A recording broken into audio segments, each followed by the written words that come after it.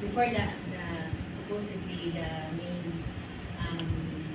discussion in the new housing program of Pag-ibig, which is the HEAL.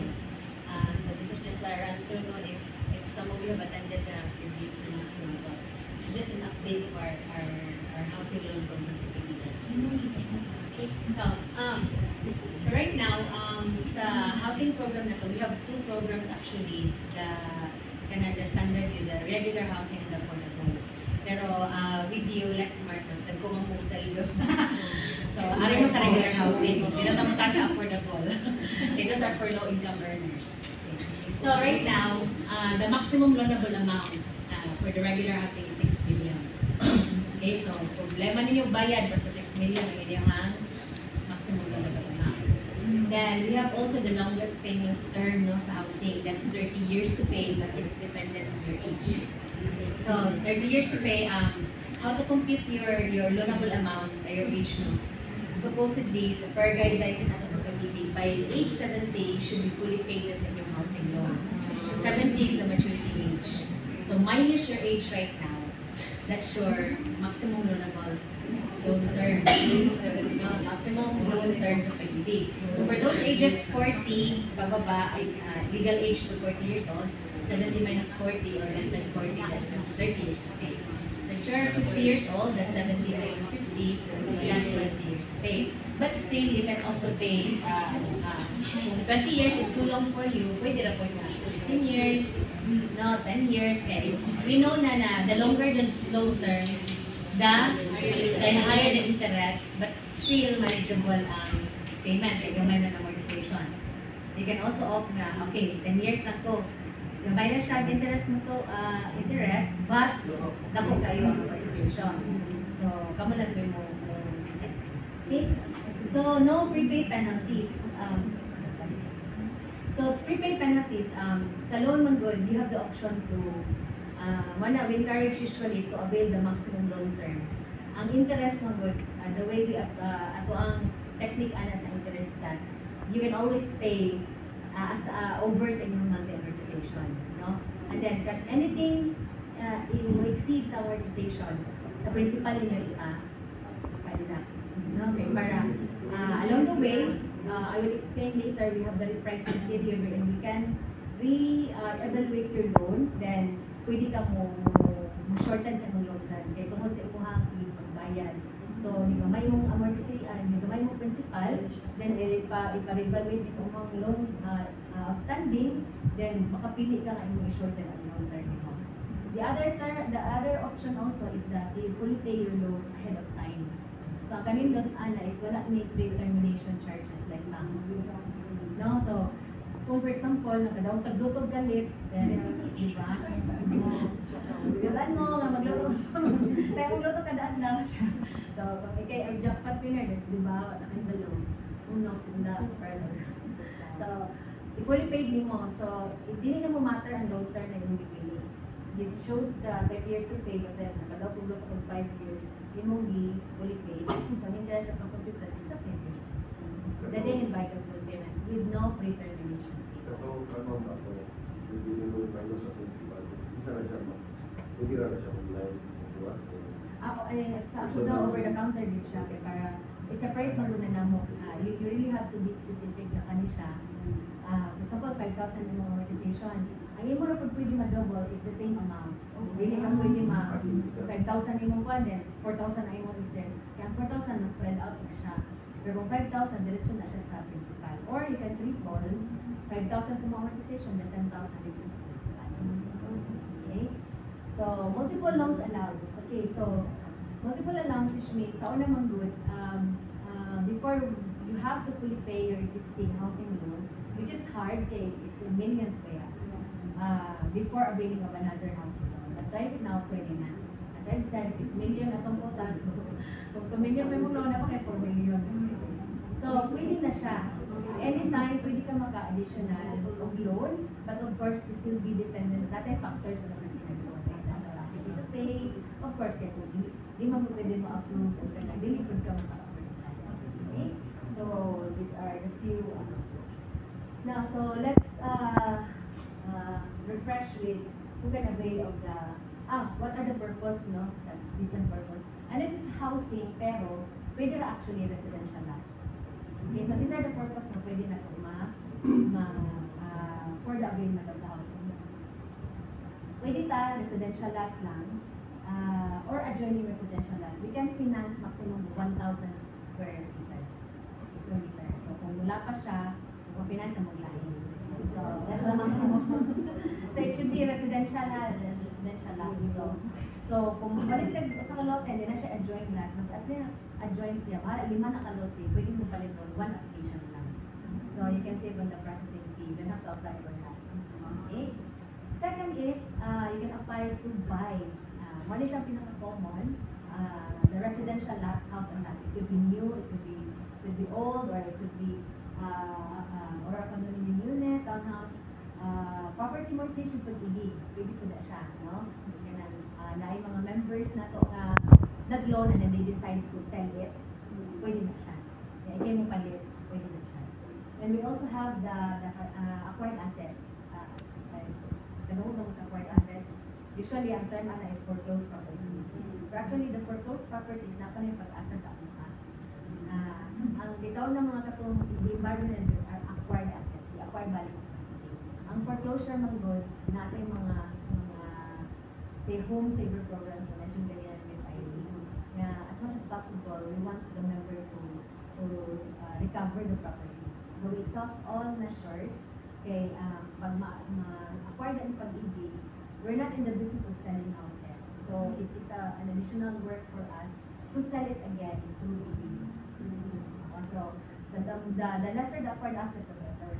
Pero it will also provide, kung nindot ng it will also provide opportunity for others to purchase property. Hindi siya kabaluan, hindi mo ito most of the members cannot afford bitaw ng mga brand new. So, kung okay pang balay, why not then? You have renovation later, diba? So, at least natin mga affordable choices. Okay, so, pwede po din nilapit ang parking lot. No? But hindi pwede parking lot lang, ha? Dapat na try, unit. This is in the case, subdivision, okay, problema, pwede ba, 1:1 man ang sila, no? Naman na sila mga space for the garage. Except siguro for some, wala na agi, gamay ra din ang allocation sa parking, like common parking in Hanay, or mag-park sa mga Hanay. For the condominium unit, naman din siya, aside po unit ang kanang parking, human tanan na parking. So, kung purchase mo, pwede siya i-appeal. So, purchase of house and condominium unit will be parking lot. Okay?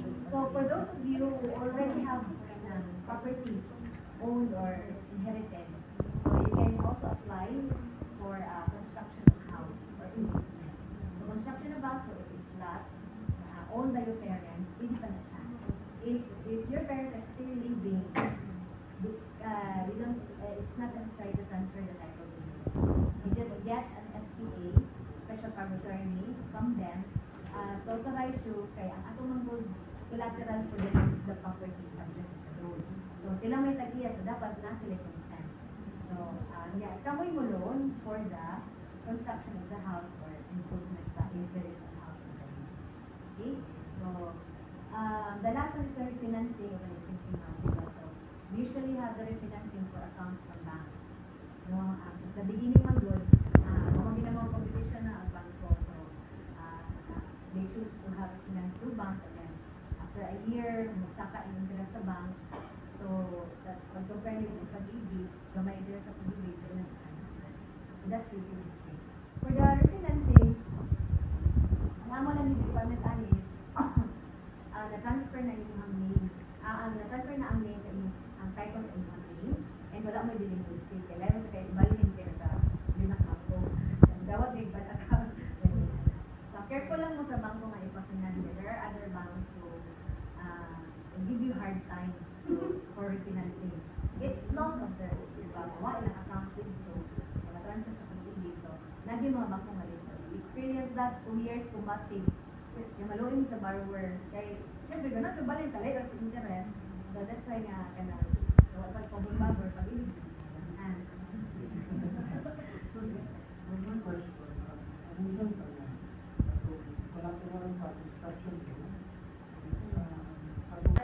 Of pinanapag years members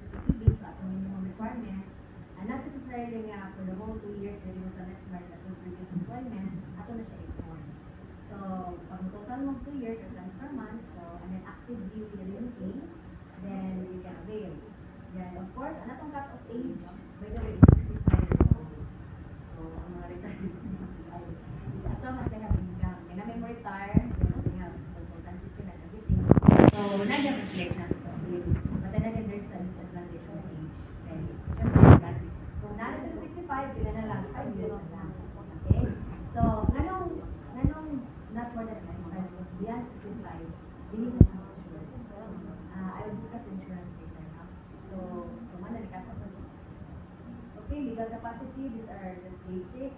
Na, of course, ang kaupat kan blacklisted, pero nagbarduhan ang property, din available.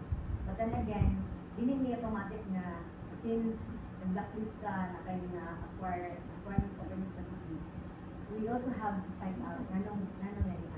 Diba? There are reasons na beyond your control, like na-close yung company, you're not able to pay for your extension of the school. And sakit sa pamilya, at you need to prioritize the medical expenses over the house, so depende siya. No? Isa, direct na natin. Okay? Then, if you have existing short-term loan, so that's the multi-purpose and calamity, no need to fully pay, just update that at yung pag-buyer, then you can avail. Separate lang siya of business approval. Okay? So, I think you're all qualified for the so, this is the question of first, how do we approve the amount? Ang process, saan ba siya ng mga factors? So, dalawang amount should be determined by these factors. Number one is desired loan amount. So, clear na yung opinion nun, no? Even if we can approve like the 6 million maximum, but the actual need is only 3 million amount. Whichever is the lower the case. Second, on actual need, so, mana ang selling price, we will purchase, makita na natin yung selling price ng iba, then the financing, yung selling balance, house construction, and total construction. No capacity to pay. Now, we have an income requirement for each loan amount.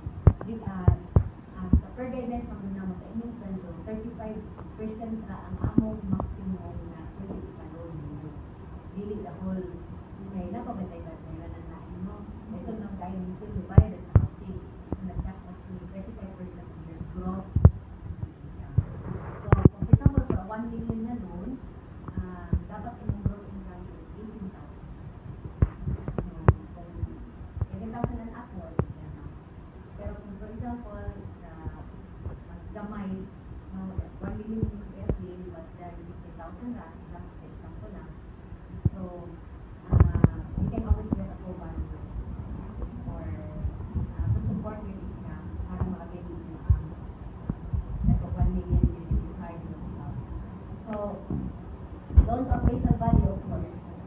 Kanya ang tanamay, ang appraisal is plays a very important part. Ang appraisal magod magsaka, pagpunta tayo. Hindi karon, appraise na mo, hindi pwede maka-afford ang amount higher than our appraisal. So, we have the loan to value ratio, so depende sa inyong loan. Kung more than siya economic 2.5, that's 90% sa appraisal. Now, sa the rest of the factors, why problema kay income, you can always get from borrower. Ang appraisal, mga na itong tanamit, kung gamay ang appraisal, hindi ka agad dito yung approval. Now, saka man siya, pero we have to wait 6 months or 1 year ng saka, bali na po niya kita. So, for the application of appraisal. So, mga na siya itong pasakitan sa itong appraisal sa law. Okay? So, this is the low interest rate. So, actually, mga na existing na mo, ang among recommended is 6.250%. You will ask, no? Kaya ganibang good, before man good, ang interest natin is, once you apply the loan, nag-start with 15, example lang, before it was made higher, 12% is your interest rate for the whole loan term. So, karon to be more competitive also with other financing institutions, no? So, namin gitawag ng fixing period. It's different from the loan term. Ang fixing period is that if you choose any of the interest rates, so the lowest one which may be 5.750, naka-fix siya for 1 year. So fix siya, pag second year what will happen, tanaw na po na itong existing interest rate itong ibig. If nausab or wala, then that's your interest rate. No? So, every year ka. Now, sa 5.750 mong good, sa appraisal, I mentioned the appraisal condition, atong loan-to-value appraisal for this one is only 70%. The rest of the interest rate, 92-95. So, usually, mo recommend may ani kung katong mga construction ng sa houses or improvement. Pero when you purchase a property, galing mo 6.250. Now, ang 6.250% interest rate is fixed. This is the lowest 3 years. Now, I think, nindot okay na siya nga time kay kung na-change sa interest rate, gamay na yung mula ito na tuloy to avail. So, for example, 6.250 ang pipili, no? So, the first 3 years, may imuhang amortization. Now, here comes the 4th year, yan, i-check na ito balik. Pag check na ito balik, ang interest will be mo 6%. So, 6% is your new interest for the next 3 years. Okay, so 6 na siya, 4th, 5th, 6th. Yeah, kung idugang pa na to ang factor na nagsigong bayad sa outstanding ang principal. So, nabi siya changes na. Then later on, request mo ka na change na yung long term to no.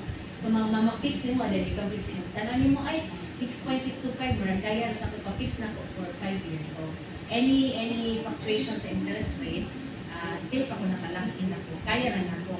Although, kung maubos siya, isa kaka-avail, kaya nakalangin siya. So, that's why, 3 years yun, the shortest time waiting na. Okay, probably, changes sa interest rate every 2 years, so at least 1 year na lang yung wallet yun, then you can already avail of that interest. Okay? So wala siya ang take of that interest rate. At least na-upload mo, ang member has the option bitaw to kung ano asa iyang long term interest. Insurance. So as I've said, gross monthly income, ako na nagisirado no, for 1 million, 30 years to pay mo ka. So, nakay 18 or almost 18,000. Gross monthly amortization, gross income requirement, and then yung amortization as a 6 or kung siya siguro 7 at with additional na katong insurance premium lang, minimum amount lang for the insurance. 6 million, 106, or almost 107 gross income. And but then again, you can always get a co-borrower, no? It could be your spouse, it could be your relative, it could be anybody actually. I-discuss na ako pagdating sa co-borrower kay maybe some of you will encounter no mga co-borrowership. Once the principal borrower, that's you, will not meet the income requirement of the loan you applied for, we have the taking provision called co-borrowership. Now, karon ang co-borrowership, there are 2 kinds of co-borrowers. By the way, maximum of 2 co-borrowers. So, 1 principal borrower na ang taking, and 1 single loan.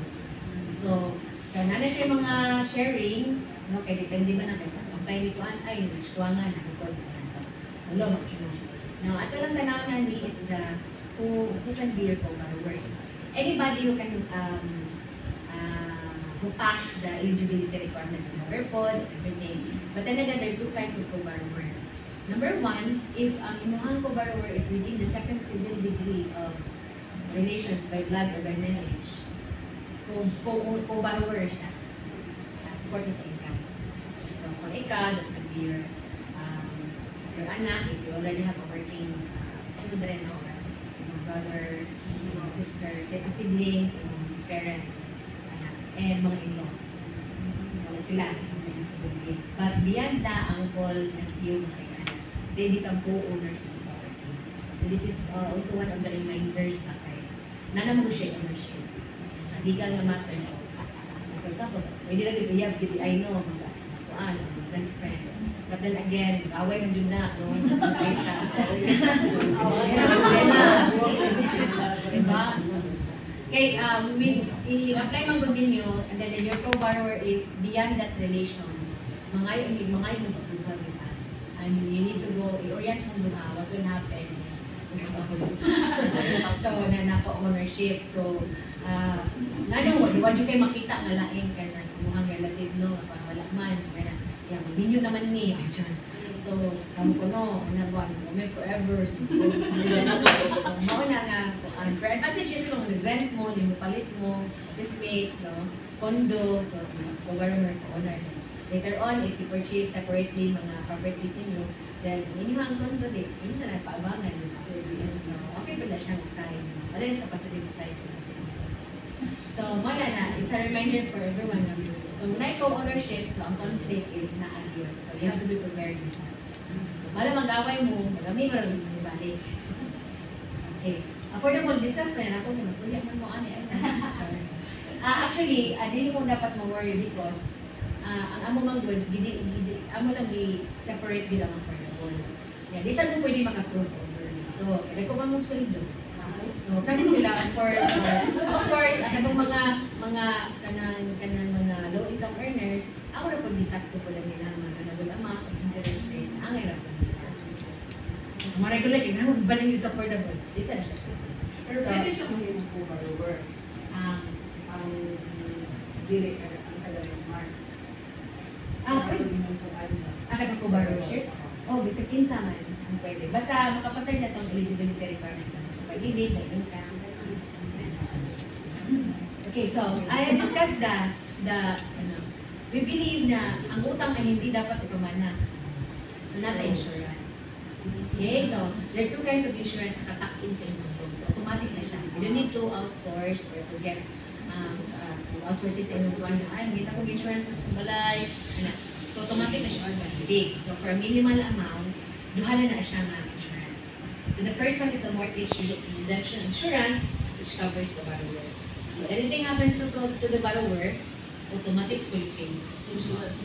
Should tayo tash, that's how the full pay.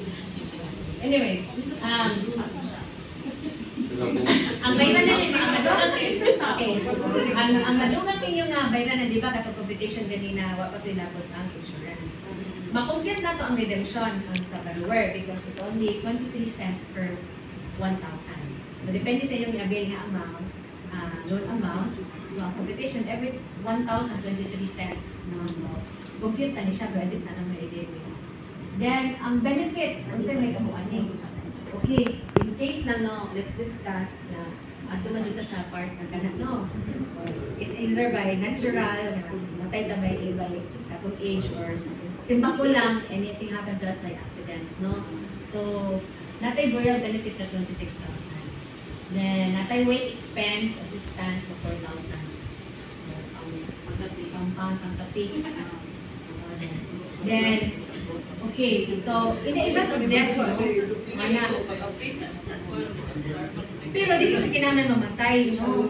O ang disability, pwede na. Oh. So, totally, effect of total permanent disability, full payment.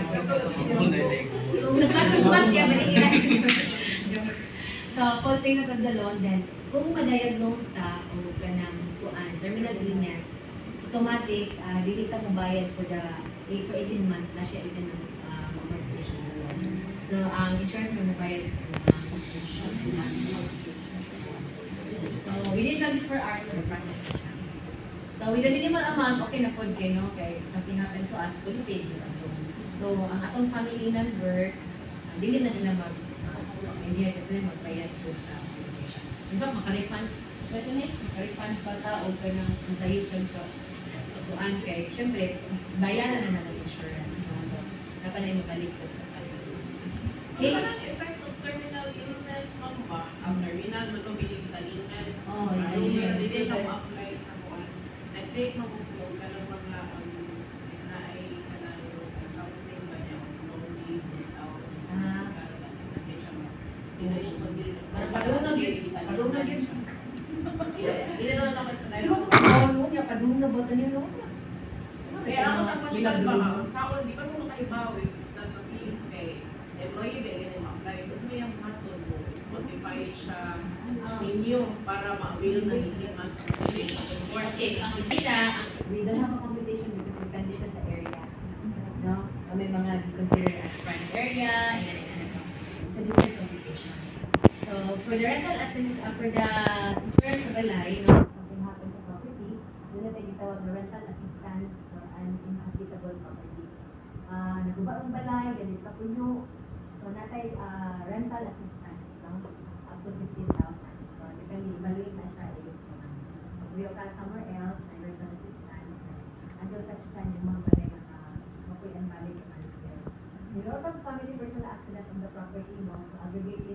bad na yung case. Evaluate yung code now. Then, sabotage and terrorism cover would not apply sa TUA kay usually this is from Mindanao sa area or in some Visayas area na aman code pero hindi tayo na. So, bumbahan na balay, nagguba kung sa magyera. So, we also have coverage for that. Then, burial benefit, kung for example sa property, nasunog na appeal si member, so aside akong 30,000, na siya additional 30,000. Okay, so those are the kung dugang mag-line, okay na sa. Pero it's just, okay, I think minimum na nga at yung limit ako ang mga pera. But then again, it covers na mga Yan na to, something happen. happens to us or so kani siya, active na siya sa amortization. So, maka-address doon mga 500 something. Okay na, diba? Okay, so continue to pay your napag-ibigay loan, then the options now. Okay, balik ko dito. Ito po ang limitations. Okay na, okay. So we don't accept property na tax debt or rights lang. It has to be titled. So you have to be careful. And if transacting you with the seller, yan yung copy sa title. And yun, bisan po lang ka ng title number, you can always get a copy of your title sa registry of deeds kung asa na siya na-register. So we do not accept it. Hindi kang title lang, but it has to be a clean title. Kaya kung may mga problema, this is what we call mga liens and encumbrances na nakatatak sa title. So kung may mga problema, or if ganun mo ipatanaw na sa pag-ibig for committing, no? Ipatanaw lang, kaya may mga attach dito nga reason to comply or it will take time, like 2 years, kaya dito siya pwede niya. So, if you cannot wait, you have to wait for another property. Then, ang dagan siya, especially mga claims in court, ayan na lang din mo patugat-tugat pa rin. So, that's why you have to be skeptic if, for example, ay, barato na, ganyan mo siya. Probably, it's a problem with that. Basig na ikaso, in case na mo daong ang because kontra, and says, salary mo, you wasted your time waiting. So, you have to be careful in looking for. So, under the name If this is owner, for example, Castle Plus, for example, mga living one, yeah, heirs, and dapat na 2 years ng grace period, before mabili ka property. So, kanina mga annotation. So, you have to be careful sa pagkakas. Then, ang area, ang property, ang land area, dapat hindi siya mag-usap. It's a standard, mandated na siya sa regulations from DSUD, our head agency sa housing, na dili dapat, kasi doon na rin po sa batas kondo, it square meter, at saka may ka. Hindi kami makausap, hindi kang higda ka rin. Diba? So, it is a very, then, properties with rotary way, this is very important kay maybe everything is okay, pero pinananali yung rotary way, yun yun ang pagkita. Kaya, dapat dili siya mo ubos sa 1.5. Para maka-agi. It's for safety purposes, walang ikaw ba, ng sulo. Hanggang ma-appeal because of the road right of them, very good. Walang pasar sa standard. And of course, by the way, 4 basic amenities should be present sa inyong palitan na property. Road right of way, not less than 2.5, and then siya access to water and power. Diba? Na ibang mga subdivision wala, diba? Then, and last is proper drainage. Kabaw na tanitang sa Manila, no? So, mo na, nagagbaha because property na gipalit, wala proper outfall sa mga water or kanang mga excess water. So that should be present. All developers know that, no? If you happen to purchase a property from developers. Hindi ka na sila, bisa na tugutan of, they will have a development permit without having the 4 basic amenities. So, wala ka na subdivision, wala ka pasal. Okay? So, manit ka na. So, land type, it should be residential. Residential na yun ang finance dito. Hindi siya pwede commercial, agricultural, or any other types of classification. You have to convert it to residential and it will take